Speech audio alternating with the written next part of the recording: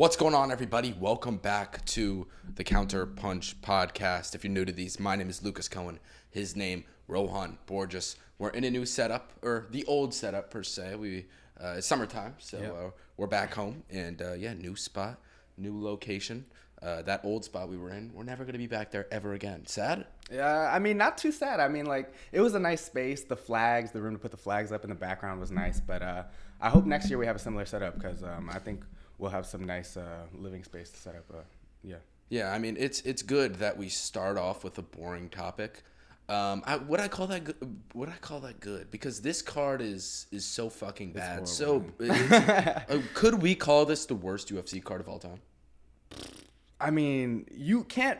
I would say like the average UFC fan wouldn't be able to name a fighter past the co-main event. So just given that alone, I think it's up there. It's up there as one of the worst, and definitely the worst card of the last 2 years. I'd say this is horrible. It's not going to be fun. I mean, you know, when you have a Chaos Williams co-main event, you've got Lerone Murphy in the main event. I mean, that's a serious problem. Yeah. I mean, that's I mean, the title of the video is this the worst UFC card ever?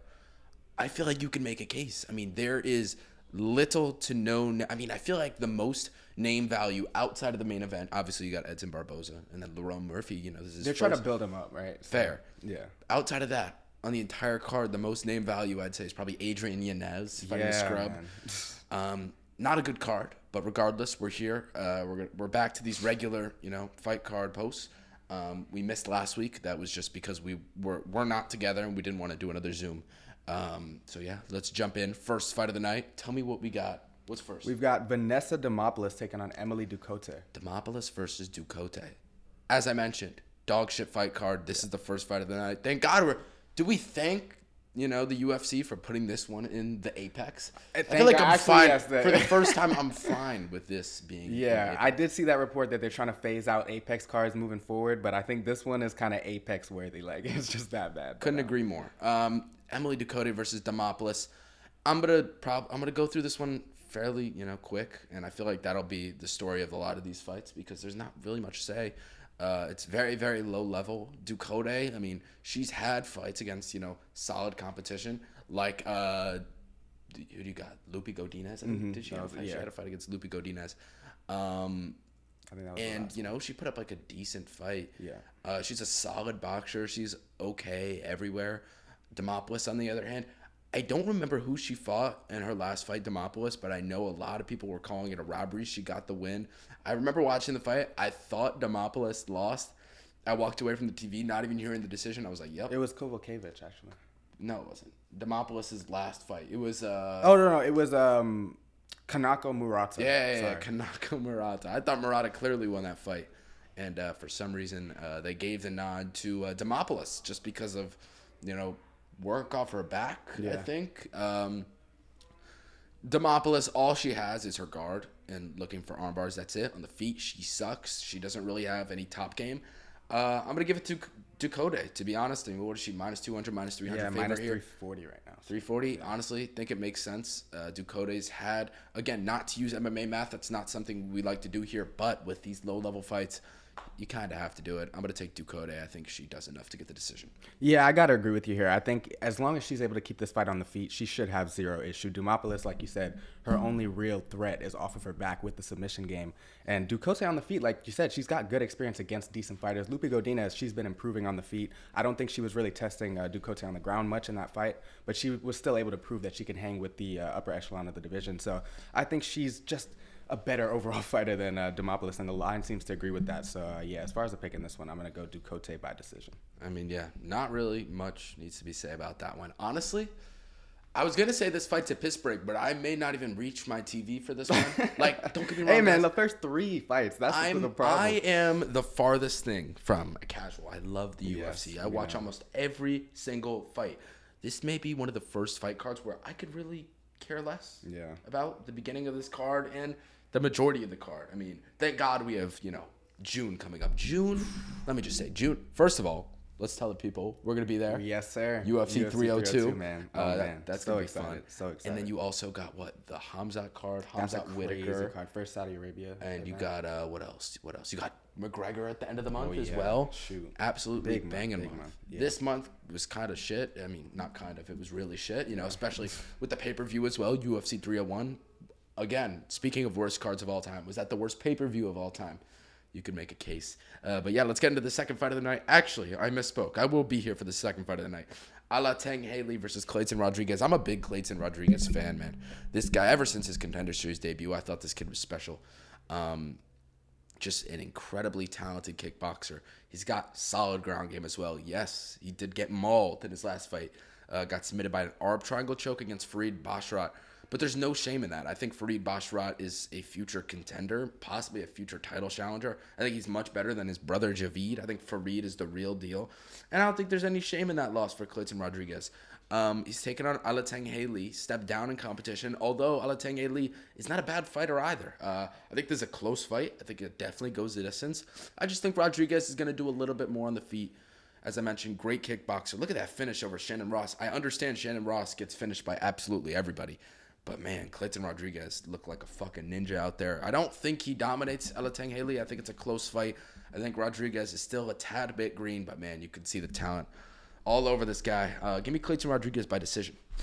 Yeah, I got to agree with you again. I think that this fight is going to play out on the feet. Alateng Ali is not one that really looks to implement the ground game much. And that was the problem in Clayton's last fight with Farid. He was really dominated in that area. But on the feet, this guy is very, very solid, and his striking is very beautiful to watch. I mean, he can fight going forward and backwards, which I think is going to be a big difference in this fight because I don't think that Alateng Ali is as comfortable moving backwards. I think he's more in his element when he's on the front foot, applying the pressure. But that's also the way that Clayton likes to fight. And I just think ultimately, like you said, it'll come down to maybe the damage and the output because towards the end of the fight, I could see that Clayton is going to try to pick it up, try to keep that pressure on, go forward. While Alateng Ali, sometimes he kind of slows down as the fight goes longer. So I think that Clayton overall for the 15 minutes, I feel more confident in his abilities on the feet. So I'm going to side with him by a decision, but it's going to be a close fight because Alateng Ali is tough. He's tough, number one, durable. He's got decent head movement. He's more of a boxer, like doesn't really use his kicks that much. He was actually getting chewed up. His leg in his last fight was getting chewed up. So Chris Gutierrez. Yeah. Chris Gutierrez was popping that calf kick. And I think that could be a tool that Clayton looks to use in this fight as well. So, I think he's more well-rounded on the feet, so I'm going to side with Clayton as well. Agreed. Let's move on to the next fight. Piera Rodriguez versus Ariane Carnelossi. Yeah, this, I'd say, is the bathroom break. This is horrible, man. Toilet. What am I going to do on the toilet? Probably bring my phone, scroll through Twitter, see what people are saying about Clayton Rodriguez's beautiful performance. Am I going to watch this fight? Probably not, but I'm still going to give you a prediction. Both of these fighters suck. Ariane Carnelossi, I don't know how she hasn't popped for steroids yet. She is juiced to the gill. I guess her steroid cycle is probably the best in the game. She is, those biceps. We've never seen biceps she is built, man. on a women's fighter like Carnelossi. And she somehow makes 115. She's very small, though, height-wise. She's taking on Piera Rodriguez. Piera Rodriguez was undefeated in the UFC. 9-0 heading into her Jillian Robertson fight, and then just got exposed as an absolute fraud. Piera Rodriguez is not that good, despite the record. Close fight, honestly. Rodriguez, she's going to try to mix in her takedowns with her strikes. We know exactly what she's going to do.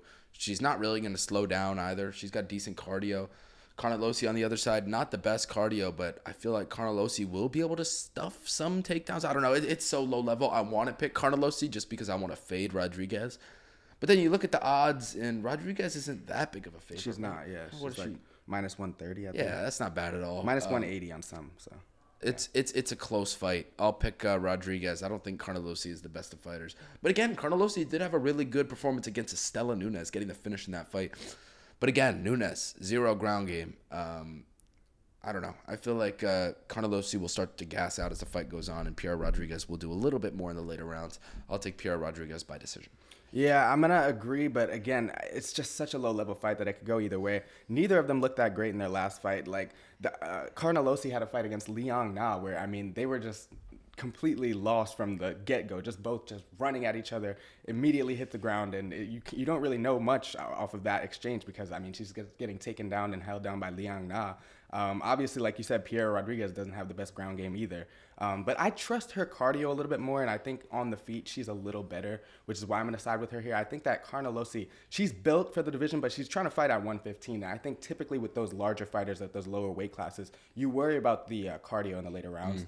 And I think I don't see a finish in this fight. I'll say that. Like, I don't think Piera Rodriguez has the ability to knock out somebody like Carnelossi, but I also don't think that Carnelossi is going to be able to have that much grappling and wrestling success to where she's going to be able to hold Rodriguez down, because I think that's probably her path to victory. I think Rodriguez is probably the better striker between the two. But again, with no finish here, I think that in the later rounds, Piera Rodriguez might have a little bit more success. So again, no confidence in this one. This is the lowest level fight on the card by a pretty comfortable margin. So I'm going to say Rodriguez, but yeah, don't bet on this. Yeah, I remember that Carnelossi-Naliang fight. Yeah. And it was the first fight back with fans in the crowd. And it was an all-out war. All-out low-level war. Exactly. But it was entertaining nonetheless. This, I don't think, will be anywhere near as entertaining because Naliang isn't involved. Speaking of which, she just got cut. Very, very sad. Very, very sad. Hey. I'll go Rodriguez. This fight is dog shit. Let's move on. Next fight of the card. Abus Magomedov versus Warlley Alves. Abus taking a pretty big step down in competition, going from Sean Strickland, going from Kyle Barrio. And now he's fighting Warlley Alves. Where is Warlley Alves in his career? We don't really know. He got starched by Ikram Aliskerov in his last fight. I believe that was UFC 294. But we really didn't get to see where he was. Aliskerov, he's the real deal. We know that. And he ran through him, as he should. Abus, we know he slows down. But as you were telling me before the podcast, Warlley Alves isn't that high volume. Yeah. I want to say it's tough to call, but it's really not. I think Abus is... At this stage in their careers, I think he's more talented. As long as that cardio holds up, I think Abus should win this fight fairly easily. I think he's very skilled with the kickboxing. But here's the thing. I feel like Abus is going to go into this fight scared that he's going to gas out and maybe be low volume in itself and make this closer than it should be. I don't know. I could see this fight playing out a few different ways. I'll pick Abus. I think it's a safer pick. Am I going to be willing to bet on Abus? I don't know, because, again, that cardio is always an issue. Although, he first round or two against Barrio, cardio was holding up pretty well. And there was, in the first round, when Abus was doing his thing, and early in the second as well, when, his cardio was kind of holding up, I was getting kind of scared. I had a bet on Barrio. I think I had Barrio inside the distance. Barrio didn't end up getting the finish, but the fact that he didn't get that finish against Abus, who cast out so badly against Sean Strickland, it showed that, hey, maybe he is working on his cardio. So I'll give him the benefit of the doubt in this matchup. Give me Abus Magomedov. I'll say, does he get the finish? No, I'll say decision. Abus decision. Yeah, I think decision is probably the safer pick, but at minus 300, it's tough to just throw him in a parlay because, again, with the cardio issues in the past, it's tough. But Warlley Alves, like we were saying, he's not a high volume fighter at all. He's, at this point in his career, he's very old. He's got to be very weary of his cardio in his own right. So he doesn't want to, go completely step on the gas from round number one. So I could see Abus standing at a distance, picking his shots early, and I think he won't have to be as worried about the cardio, because if he's able to just stay at a distance, comfortably strike at range, I don't think there's much of a problem for him in this fight, because Warlley Alves, he is more dangerous when he's in the pocket, landing those powerful shots, trying to get you up against the cage maybe to clinch you up, land some close shots against the fence. But I don't think that Abus is going to let that happen. I think he'll do a good job of keeping the distance. Like you said, he had a few very impressive moments in that fight against Caio Barrio, who's looking to be a future contender in this division. So I think that Abus has all the tools he needs to win this fight. As long as he fights smart and preserves his cardio, I think he'll get it done. So I'm going to say Abus by decision as well. But again, I'm not comfortable betting on him. Just casually throw him in a parlay at minus 300 just because he's, shown in the past to have some trouble, maybe mentally with his endurance, obviously. So, yeah, it's a tough spot for him. But I think he gets it done. Next fight of the night, Tamiris Vidal taking on Melissa Gatto. This should be Gatto winning this fight. But as we were talking before the podcast, again, you see this fight, Tamiris Vidal versus Melissa Gatto, you think, oh, here's another piss break. But to me, this is actually somewhat of an interesting stylistic matchup. First of all, let me just say, I think Tamiris Vidal is horrible. I think she sucks. But I think she does have an advantage in overall size. And that's where I think this is interesting. Melissa Gatto was supposed to fight March 30th against Victoria Dudikova, who was a strawweight coming up to flyweight. Now, Gatto is going to be fighting at 135 instead of that 125 cut, which she made back in March. Her fight didn't get canceled on the day of the fight, so that fight didn't actually take place. Here she is fighting in the middle of May against Vidal, who's a fairly big 135er. She's got some size on her. I think Gatto should win this fight. I mean, skill for skill, Gatto's better all day, every day. But is the size going to affect her? I don't know. I don't think Gatto gets a finish. I think there's a close fight. I think Vidal will be able to hold her own just because of that size. But at the end of the day, I just think Gatto will be a little bit too fast for her. Yeah. Not much to say. I think it's an interesting stylistic matchup to see how Gatto deals with that size. Gonna watch this one. Think it's interesting. I'll take Gatto 29-28 decision. Yeah, I'm going to pick Gatto as well. I think Tamires Vidal, the size is going to be her biggest weapon in this fight. And if she uses it correctly, it could be an interesting one because, like, at her size, it's going to be interesting to see how she uses the wrestling. I think she'll definitely try to shoot some takedowns in this fight, maybe even land a few. But on the feet, like, again, with these taller, more elusive fighters against these stockier, bigger fighters, it's pretty simple, the game plan. Just stay at range. If you've got the speed and the skill advantage on the feet, keep it at a distance and pick your shots. And I think that Gatto's got pretty solid footwork. I like her movement. Again, Vidal is very, very big for the division, so I could see the cardio becoming an issue for her later in the fight. Again, I don't see a finish here. I don't think Gatto's going to knock out Vidal. She's pretty tough. And Vidal, I mean, she had a fight a year ago. She had like a flying knee knockout. I don't think she's going to land that on somebody like Gatto, somebody as tall as Gatto and rangy as Gatto. So I think that at a range, at a distance, she should be comfortable with the striking. And I think she'll get it done by a decision as well. I don't think she's going to knock out Vidal. But yeah, it could be interesting to see if Vidal has some success with the wrestling. But I don't really see too much of that. So I'm going to say Gatto by decision as well. Tom Nolan versus Victor Martinez. Tom Nolan, a guy I was very high on heading into his UFC debut, looked really good in the Contender Series, starching his opponent in like, a minute or two.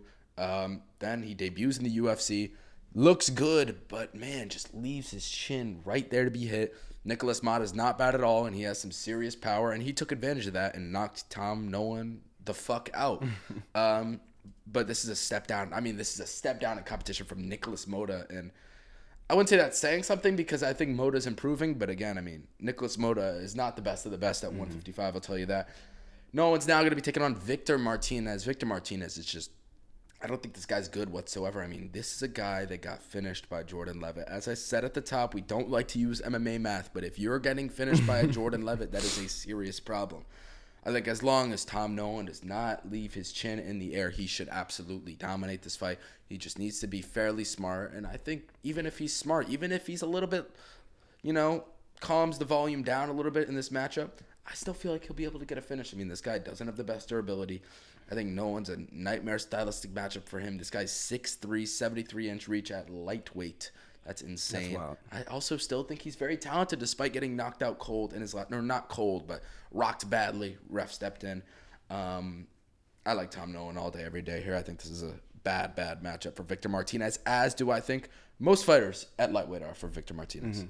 Yeah, I'm gonna agree. I think Tom Nolan inside the distance is a pretty solid bet here. He is a fighter that just keeps the pressure on no matter what, and that's the thing. Those fighters tend to get caught sometimes because they're not really worried about what's coming back at them. But I don't think he has to be too worried about Victor Martinez and his power. Like, this guy was having trouble with Jordan. He got knocked out by Jordan Levitt. I mean, and it was a body shot, so I take that for what it is. But all that to say, Tom Nolan is not going to be scared of this guy whatsoever. And he's going to have that same approach where he's in his face, putting the pressure on.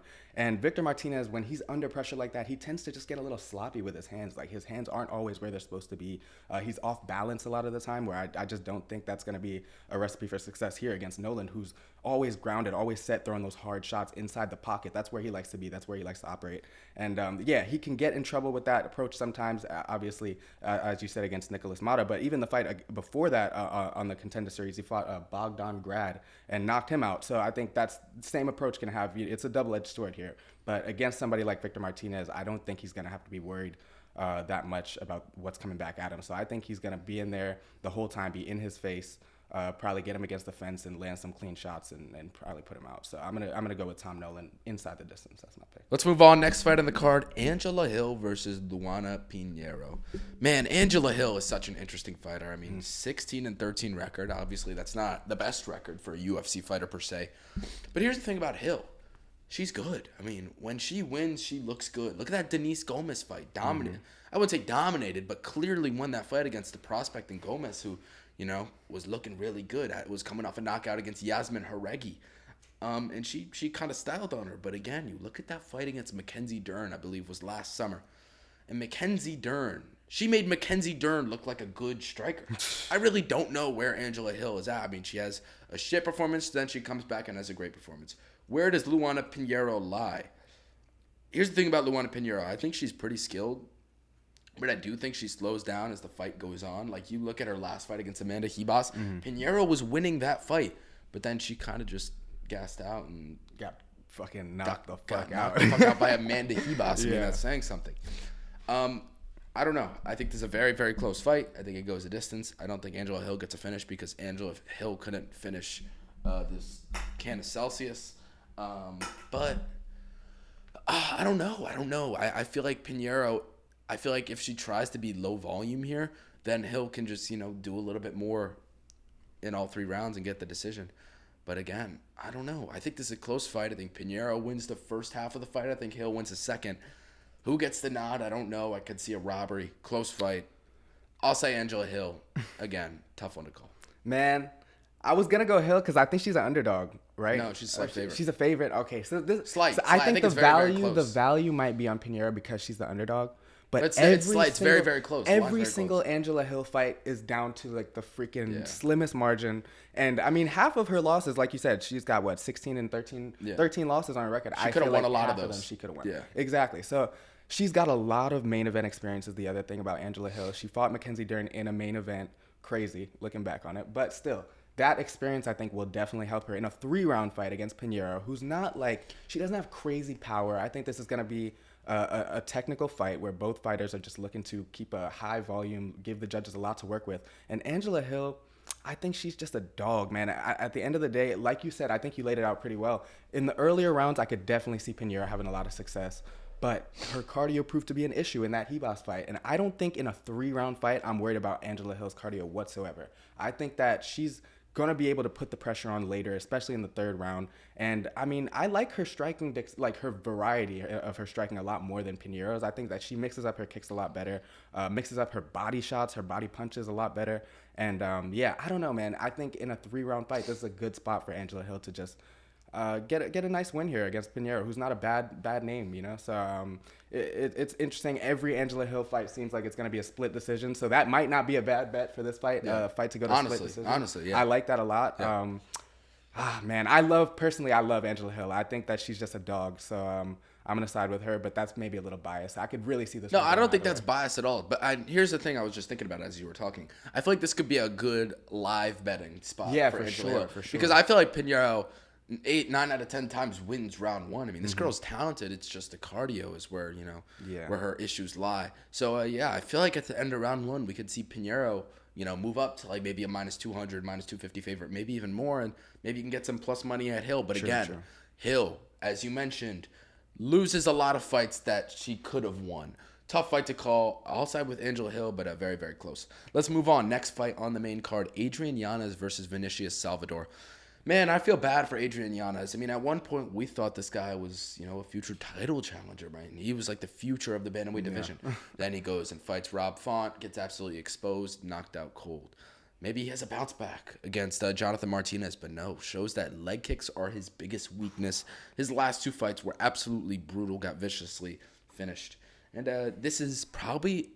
Could we say this is the biggest step down in competition in UFC history? Yeah, I mean, Vinicius Salvador, man. He's going from Yanez and he's going from Font and Martinez to Vinicius Salvador, a guy that I feel like you could debate is the worst bantamweight on the entire roster.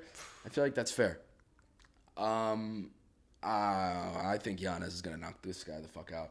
I don't know. Salvador is fairly durable, but, man, I just think as long as he's worked on the leg kick defense. And Salvador throws, he's got solid leg kicks, but they're also fairly slow. Man, I feel like as long as Yanez, even if he doesn't check the leg kicks, I feel like the boxing will overcome, the speed of those kicks. I think Yanez should knock this guy out. Has Salvador ever been knocked out? It's not something I've looked at yet. But regardless, I think Yanez gets it.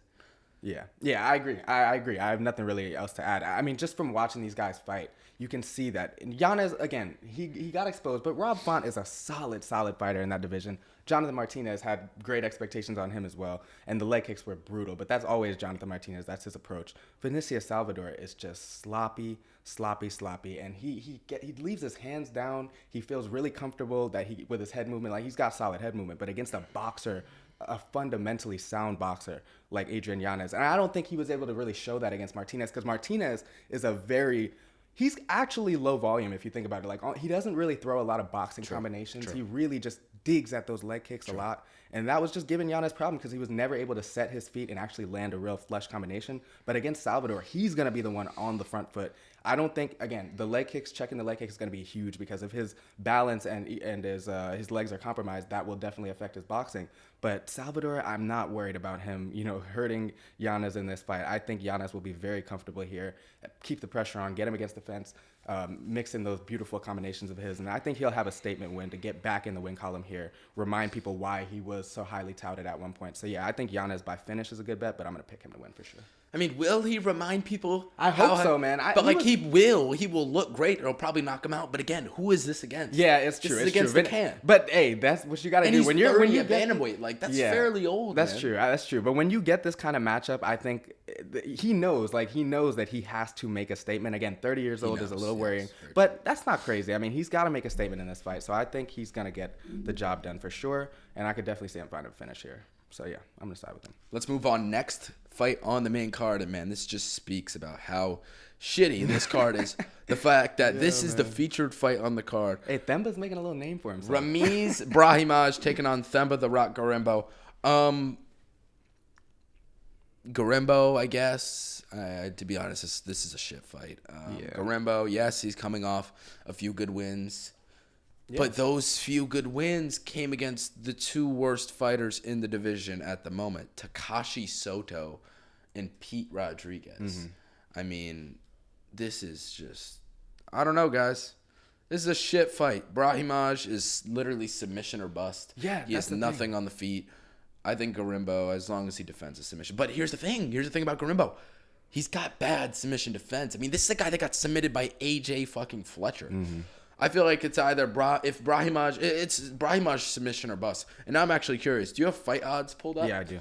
What is Brahimaj by submission? Because I feel Gorimbo wins this fight, but Brahimaj is submission or bust, and I feel like he'll be close to a few submissions here. What are the odds on that? Tell me it's like plus 400 or up, because then I got to take a stab. Wait, how do I check the individual? You click the number on the side. Oh, gotcha. And then it'll show you the. Okay. Brahimaj by sub is plus. Why is plus 165. Sub? Plus 165. Brahimaj win by sub. I just want to make sure I'm not looking at that wrong. Brahimaj by sub. Brahimaj doesn't win by sub. They don't have the odds up yet. Brahimaj by sub is plus 165. That's kind of crazy. But his money line's only plus 110. So, yeah, there you go. Submission. Yeah, so that pretty exactly. Yeah, there's not really anything to be said. I mean, I feel like Gorimbo is going to be the minute winner all day. But again, Brahimaj is going to be live. He's going to be looking for those Darces. Yeah. Tough fight to call. I just think Gorimbo's overall slightly more talented. I'll take Themba Gorimbo to win this one. I mean, I'm a Themba Gorimbo fan because he's a good person and he's a good person. He's a good That's guy. how we're judging fights nowadays. How good of a person are you? Look, I watched tape on Ramiz Brahimaj, and like you said, submission or bust, but it's so submission or bust. Like, he does not have any striking defense whatsoever. He goes balls out for that takedown, and if he doesn't get it, he's kind of just stuck against the fence. And I don't think Themba's going to look to engage against the fence here. I think he looked really, again, against a low-level opponent, but he looked pretty good on the feet, keeping his distance, striking, using his length, using his front kicks, his teeps to keep his distance. That's going to be huge in this fight because he can't let this guy get a hold of him. Themba's a really thin, lanky frame, so I think Ramiz, if he gets him in, if he gets inside, he could definitely land a few takedowns and maybe even hold Gorimbo down. So that's one area that I'm a little bit worried about, but I think on the feet, this is a very different fight. Themba Gorimbo has every advantage on the feet. As long as he is able to keep it standing, I think he should be able to get the job done. He's minus 130, so I mean, I'm not too confident in him, so I wouldn't probably bet on his money line, but as far as the pick here, I think that he's got the advantage on the feet. And yeah, all he's got to do is avoid those takedowns because, like you said, submission or bust. So if you're taking a pick on this fight, it's got to be either Garimbo by freaking, I don't know, because he can finish this guy too. This guy, like, Brahimaj is very bad on the feet. He's tough, very though. bad. He is tough. He had this one fight against Patterson. What was his name? Justin Patterson. It was a war, and he ate a lot of damage in that fight. It was in the LFA. So he's got good experience on the regional scene as well. He's pretty tough. So maybe not a finish, but yeah, Garimbo by decision or Brahimaj by sub. But I'm going to take Garimbo. One thing about this fight is I was looking at the odds last like a week or two ago, and I saw Garimbo sitting at like minus 250. That's crazy. And I even think that as of like 3-4 days ago, he was still around that minus 230, minus 240 mark. And dude, within the last day, the line's almost even. So Yeah, a lot of people are on Brahimaj here, and I feel like I don't know if I feel like Garimbo should be sitting at like minus 150, minus 160. I think almost even on the odds is kind of crazy. Some books have him at minus 150, I think. I may take a stab at Garimbo if this line keeps closing, man, because I feel like he will be the minute winner here. But again, I mean, the fact that he got submitted by AJ Fletcher. It's worrying. It's very worrying. It's worrying. I'll take Garimbo, though. Let's move on. Co-main event. Chaos Williams versus Carlston Harris. I used to be a massive Chaos Williams fan. I still am. I mean, this guy was on a streak of absolutely insane knockouts. Knocked out Alex Morono. Starched him. Absolutely starched Abdul Razak Al Hassan. I mean, the power this guy has. Starched Miguel Baeza, another brutal one. But again, who are these fighters he's knocking out? Not the best fighters. Again, Carlston Harris, he isn't the best, but I feel like he'll be the minute winner here as well. Harris has got some solid durability as well. The last time he lost was against Shavkat Rakhmonov, I believe, where he got knocked out. Obviously, no shame in that. That's Shavkat Rakhmonov. We all know who he is.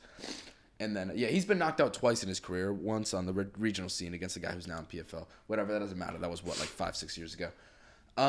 Again, yeah, I think Harris will be the minute winner here. I think Chaos Williams is a little bit overrated. I feel like he should not be the favorite here. I feel like the fact that Carlston Harris is the underdog doesn't really make sense. Yes, Chaos Williams is always live for the knockout, but will he be able to do it in this matchup? I don't know. I think it's going to be tough. This is a guy in Williams who arguably lost his last fight to Ronaldo Bedoya, and I don't think Bedoya is the best of fighters as well. Again, I'll say it for the third time. I've said it today. We don't like doing MMA math here, but when it is like these low-level fights, you can kind of do it because styles don't make fights as much as they do, with higher level fights. I think it's tough. I think it's tough to call. I think, again, Harris will be the minute winner. I think he'll be able to use his leg kicks here, use his jab. But the power shots are going to be coming from the Williams side. What are the judges gonna call? Are they going to call the minute winning of Harris, or are they going to call the big power strikes of Williams? And again, pretty much all the finishing potentials on the Chaos Williams side because of all that power. Tough fight to call. I'm going to go the dog here in Carlston Harris. I do think Chaos Williams a tad bit overrated, and I don't think he should be the favorite. I think this should either be, the line should either be dead even or Harris slight favorite. I don't think Carlston Harris is that bad. I think he's a little bit better than Williams here. I think he's a little bit more talented. I think he avoids the KO blow and does just enough to win a decision here. Man, I don't know. It's a tough one for me. Williams hasn't fought in a year, which is very worrying. But again, he's got that crazy, crazy power. And not only that, but when he's not one of those fighters that only relies on his power. Like, he has the ability to go 5 rounds, and he'll live with a decision if he has to. Like, he went to decision with Randy Brown. That's a fighter that I think emulates kind of the style that Carlston Harris has a little bit with, not the style, but I mean the physique and the stature of Carlston Harris. They're both longer fighters, rangier fighters. But Carlston Harris, the one thing about him, he likes to initiate the clinch, use that to get to the ground, and he's got actually a decent submission game. The only thing is, I don't think he'll have enough success or as much success in the clinch against a shorter, stockier guy like Kalen Williams. Like, he is very powerful, and I think in the clinch he'll have a little bit of success pushing Carlston away and maybe even reversing position a bunch of times, separating. Because I don't think that Carlston Harris is going to be able to, use his leverage to get those positions against the cage to be able to land those shots and advance positions to get to his back. I think that the power advantage is really all with Kalen Williams here. And Kalen? Who's Kalen Williams? That's his real name. That's his real name? Yeah. But, it's tough, man, because I don't think that Harris has the power on the feet to really worry Chaos Williams. I don't think he's going to be on the back foot enough of the time. And he has an approach where he's pretty low volume, and then he'll look to explode with a few big shots or a quick combination to try to put you out. But he's always going to be looking for that powerful overhand right. I don't know, man. Harris has been knocked out before. I think maybe a year off will work towards Williams' advantage. Maybe he's cleaned up a few things. But again, Harris is 36. 36, exactly. He's 36, and I don't know. There's a lot of question marks on both sides because, again, the age on Harris' side, but the layoff on the Williams side, it's a tough fight for me to call, man. It's really tough. But I don't ultimately think that Harris is going to be able to get down and hold down Chaos Williams. Yeah. Because I just think that he's way more powerful and strong. He's going to be the stronger fighter, Chaos. So if he can keep this on the feet, I could really see him catching him here. So I'm going to pick Chaos Williams by knockout. I think Harris, he leaves a lot of openings on the feet. If he doesn't use his length and keep the distance, I think it could get him in trouble here. And yeah, I don't know. I'm not confident in either side here. I think it's pretty good value on Harris as the underdog because he has a pretty clear path to victory. But Chaos Williams has the crazy power, man. So I'm going to side with him. Not too confident, but I'll take him by knockout. Yeah, I feel like it's Harris decision or Chaos knockout. I feel like that's a pretty fair way to call this fight. Let's move on. Main event of the evening, 5 rounds. Edson Jr. Barboza taking on Lerone Murphy. This is a really hard fight to call. Really, really hard fight to call. Yes, Murphy's coming into this as the undefeated fighter, a guy who I used to think was very, very skilled. But you look at some of his last wins, and I don't look at who he's beating. Are they the same level as Edson Barboza is? I just don't know. I mean, Lerone beat in his last fight he beat Culibao, looked good, clearly won that fight. But again, it's Josh Culibao. He's coming off a loss in his own right against Danny Silva. Who else? He knocked out Makwan Amirkhani after dropping round 1. I mean, he should have done that, right? Makwan always gasses after round 1 and then gets finished. Douglas De Silva. That was a good win. I like that win against Santos. Yeah. There was somebody else. Who else did he beat? Ricardo Ramos. Gabriel Santos. Yes, Gabriel Santos. That was a fight, in my opinion, he lost. I did not think Lerone Murphy won that fight. I don't think Gabriel Silva's half bad. I just think Lerone Murphy did not win that fight. I think Edson Barboza is better than all these guys Lerone fought, to be honest, and I want to pick against Edson Barboza. I do not think he's all that at this stage in his career. But, man, where is Lerone Murphy? Is Lerone Murphy even that good? We don't know. We're going to really find out in this matchup. He's going to get fraud checked. This guy's undefeated. We will find out how good he is. I think it's a very, very close fight. I think this fight definitely goes the distance. I don't see anybody finishing anybody here. I feel like Edson Barboza's got some great kick defense. I don't really feel like Lerone Murphy has the best boxing, so I don't think Barboza gets finished. And on the flip side, I don't think Barboza finishes Murphy unless Murphy absolutely death gasses in the later rounds. Close fight, hard to call. Think it goes the distance. I could see like a robbery type situation here. Not a robbery, but a close fight going in the other fighter's way. I'll pick Edson Barboza, man. I don't think Murphy is all that. I don't think Murphy's ever going to be anything, a top 5, top 10 fighter at featherweight. Very, very close fight. Very, very close fight. It's going to be a good kickbox. Both great kickboxers. I think it's close. I think the takedowns are going to be on the Murphy side. If he wants to mix that up, we'll see if Barboza will be able to stuff those. I'm going to pick Barboza, though. Very, very slight margin. Yeah, I really do like the value on Barboza. I think he's plus 130 on some books as the underdog. To your point, Murphy is very, very unproven against that elite talent. And Barboza, he's old, he's aging, but he's still an elite fighter, man. He proved that against Yusuf. That was a really impressive performance for him to dig deep, win a 5-round decision like that. He almost had him out of there. I thought he was going to finish the fight at some points. But again, Sadiq Yusuf hasn't looked great in his last couple of fights. Lerone Murphy, this is the spot for him to prove how good he is. And I have been impressed from what I've seen with him. He's got great speed. I like his takedowns as well. I just think Edson's very seasoned, and we saw even against Yusuf when Yusuf was trying to mix in the takedowns, Edson was popping right back up and even reversing some of them. I don't know, man. Like the fact that he hasn't, it's a tough gatekeeper. Like Edson Barboza is a gatekeeper at this point in his career, but he's one of the hardest gatekeepers to get by in the sport at this stage. So I really don't have a strong pick on this one, to be honest with you. It's a real toss-up for me. It's just because we don't know what level Lerone Murphy's really at. Like, has he even been 5 rounds? Like, no. That's the thing. Like, 5 rounds, your first main event, it's a lot of pressure. Barboza's been there a bunch of times. He's seen it all. I don't think he's, entering this fight scared or worried at all. Man, it's so tough to call. How do you really even make a confident pick here? I'm gonna side with Lerone Murphy. I don't know, man. I don't know. I think it's tough to call, man. I can't judge Edson's been through a lot as well. Like Yusuf, it has to take some amount of it has to have some amount of effect on his durability moving forward throughout the rest of his career. Yeah, he did get rocked badly. He got rocked badly, but man, he recovered and looked great. Exactly, that's the thing. It's like he's been through it all. He's so seasoned, such a veteran of the sport.